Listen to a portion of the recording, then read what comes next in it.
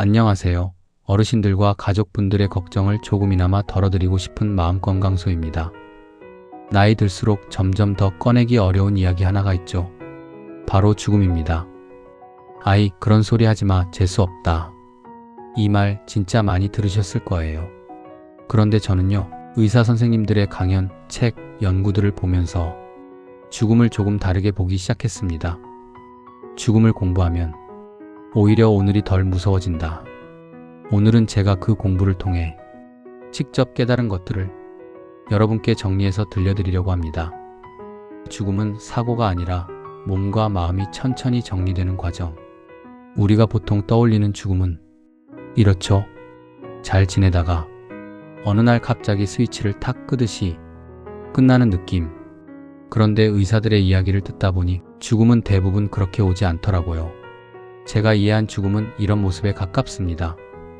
컴퓨터 전원을 끌 때를 떠올려 보세요. 겉에서 보기엔 버튼 한번 누르면 툭 꺼지는 것 같지만 안에서는 프로그램이 하나씩 종료되고 파일이 저장되고 펜이 천천히 멈추고 마지막에 불이 꺼집니다. 우리 몸도 비슷합니다. 제가 들은 얘기들을 종합해보면 임종이 가까워질수록 이런 흐름이 있습니다. 먼저 세상 일에 대한 관심이 눈에 띄게 줄어듭니다. 좋아하던 TV, 드라마, 뉴스도 그냥 틀어놨나 보다 수준이 되는 거죠. 대화도 줄어들고 잠자는 시간이 훨씬 길어집니다. 왜 이렇게 계속 주무시지? 가족이 느끼기 시작하는 시점입니다. 조금 더 가까워지면 혈액순환이 떨어지면서 피부색이 얼룩처럼 변하거나 손발 끝이 차가워지기도 합니다. 가래 끓는 소리가 커지고 숨이 점점 깊어졌다 얕아졌다 하면서 호흡 리듬이 바뀝니다. 소변량이 줄어들고 몸의 여러 기능이 조용히 마무리를 향해 가죠. 의사들도 이 순간이 절대 익숙해지지 않는다고 합니다. 그래서 저는 이렇게 이해하게 됐어요. 죽음은 교통사고처럼 쾅하고 한 번에 끝나는 사건이 아니라 몸과 마음 전체가 천천히 하루를 마감하는 야근 없는 퇴근 과정이다. 이걸 알고 나면 가족의 마지막을 지켜볼 때 왜 갑자기 이렇게 되셨어요? 라는 공포와 당황 대신 이제 몸이 하나씩 정리되어 가는구나. 이렇게 조금 더 담담하게 바라볼 수 있게 됩니다. 죽음은 꺼짐이 아니라 방을 옮겨가는 것일 수도 있다. 많은 분들이 제일 무서워하는 건 이거죠. 죽으면 끝이다. 내가 쌓아온 관계, 기억, 사랑 다 사라진다. 저도 한때는 그렇게 생각해서 너무 무서웠어요. 그런데 여러 연구와 사례들을 찾아보다 보니 이런 관점도 있더라고요. 육체의 기능은 멈춰도 의식은 완전히 사라지지 않을 수도 있다. 일부 과학자들과 의사들은 심장이 멈추고 뇌파가 거의 잡히지 않는 상황에서도 자기 몸을 위에서 내려다보거나 수술실 상황을 자세히 기억하거나 인생 전체가 한 번에 펼쳐지는 경험을 했다는 사례들을 연구했습니다. 이걸 근사체험이라고 부르죠. 저는 이걸 보면서 이걸 무조건 믿어라, 안 믿어라 보다 적어도 질문은 던져주는구나 이렇게 느꼈습니다. 그래서 저는 죽음을 이렇게 비유해 봅니다. 밝은 거실에서 책을 읽다가 불을 끄고 옆방 문을 여는 순간 거실의 불은 꺼졌지만 내가 사라진 건 아니죠. 단지 빛의 상태와 공간이 바뀐 것일 뿐입니다. 우리가 알고 있는 이 몸, 이 세상이 거실이라면 죽음은 이 거실의 불이 꺼지는 것이고 의식이라는 나는 어쩌면 다른 방의 문을 조심스럽게 여는 과정일지도 모릅니다. 물론 이건 아직 완벽하게 증명된 과학은 아닙니다. 하지만 죽음 100% 소멸 딱 하나로만 정의해버리면 너무나 큰 공포가 따라붙고 죽음 우리가 다 알지 못하는 다음 방으로의 이동일 수도 있다. 이렇게 생각하게 되면 조금은 숨이 덜 막히더라고요. 천국 지옥보다 중요한 건 내가 익숙해지는 마음의 동네. 천국 지옥 이야기도 많이 물어보시죠. 진짜 위에는 천국, 아래에는 지옥이 있는 겁니까? 제가 여러 이야기를 듣고 제 나름대로 정리한 한 문장은 이겁니다. 위치보다 중요한 건 내가 어떤 분위기에 익숙한 사람이냐이다. 이걸 저는 라디오 주파수로 비유합니다. 라디오를 틀면 수많은 채널이 있죠. 어디선가는 클래식이 흘러나오고 어디선가는 시끄러운 욕 섞인 말이 가득하고 어디선가는 조용한 토크가 나오고요. 라디오는 그냥 맞춘 곳의 소리를 듣습니다. 우리 마음도 비슷합니다. 평소에 남을 배려하고 미안할 땐 미안하다고 말하고 고마운 건 고맙다고 표현하는 사람은 그런 분위기가 편안한 사람입니다. 반대로 욕, 비난, 사기, 남 험담에 익숙한 사람은 그런 에너지가 가득한 자리가 이상하게 더 편합니다. 이걸 죽음 이후로 확장해서 생각해보면 천국과 지옥이 어딘가에 딱 나뉘어 있는 장소라기보다 내가 평생 맞춰온 마음의 주파수에 어울리는 사람들끼리 모여있는 동네 라고 볼 수도 있겠다는 생각이 들었어요. 웃음이 자연스러운 사람들끼리 모이면 그곳이 곧 천국 분위기가 되고 서로를 속이고 상처내는 말이 익숙한 영혼들이 모여있는 곳은 이름을 안 붙여도 이미 지옥 분위기겠죠. 이 관점을 가지니까 이제는 이런 질문을 저 자신에게 자주 던지게 됩니다. 지금 내가 맞추고 있는 마음의 채널은 어떤 채널일까? 이 질문 하나가 죽음 이후의 세계를 떠나서 오늘 내가 어떻게 말하고 살지를 조금씩 바꿔주더라고요. 소주제 사암 환자 이야기에서 내가 배운 것 업적보다 감사 루틴. 제가 가장 크게 마음이 흔들렸던 건 한 의사이자 암 환자의 이야기였어요.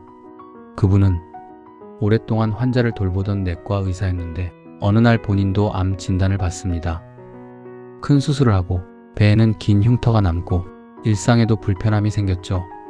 근데 그분이 이렇게 말하더라고요. 돌이켜보면 암이 오기 전보다 지금이 오히려 삶의 의미를 더 선명하게 느끼며 산다. 그 이야기를 듣고 저는 제 삶도 많이 돌아보게 됐습니다. 우리는 늘 이렇잖아요. 성과, 업적, 더 큰 집, 더 많은 돈, 남에게 보여줄 만한 타이틀 이런 것들을 위해 몸과 마음을 계속 갈아 넣습니다. 그런데 그 의사 선생님은 암 이후에 삶의 중심을 바꿨다고 했습니다. 제가 인상 깊게 들은 건 이 감사 루틴이에요. 그분은 아침마다 씻으면서 이렇게 마음속으로 말한다고 합니다. 두 눈이 아직 세상을 볼 수 있어 고맙습니다. 두 귀가 소리를 들을 수 있어 고맙습니다. 내 발로 내 힘으로 화장실에 갈 수 있어서 고맙습니다. 큰 수술을 버티고도 아직 하루를 시작할 수 있는 몸이 있어서 고맙습니다. 저는 이 이야기를 듣고 진짜 크게 부끄러워졌어요. 우리는 없는 것만 세다가 하루를 끝내잖아요. 돈이 더 있었으면, 몸이 더 건강했으면, 자식이 이랬으면 저랬으면. 그래서 저는 그때부터 작은 습관을 하나 만들었습니다. 오늘의 감사 3가지를 하루에 한 번씩 꼭 떠올려 보기. 대단한 것도 아니에요. 오늘도 혼자 양치할 수 있어서 감사합니다. 계단을 스스로 올라올 수 있어서 감사합니다. 내 이야기를 들어주는 사람이 있어서 감사합니다. 이렇게요. 이게 쌓이니까 죽음을 생각할 때 이상하게 2가지 감정이 같이 오더라고요. 맞아요. 여전히 두렵습니다.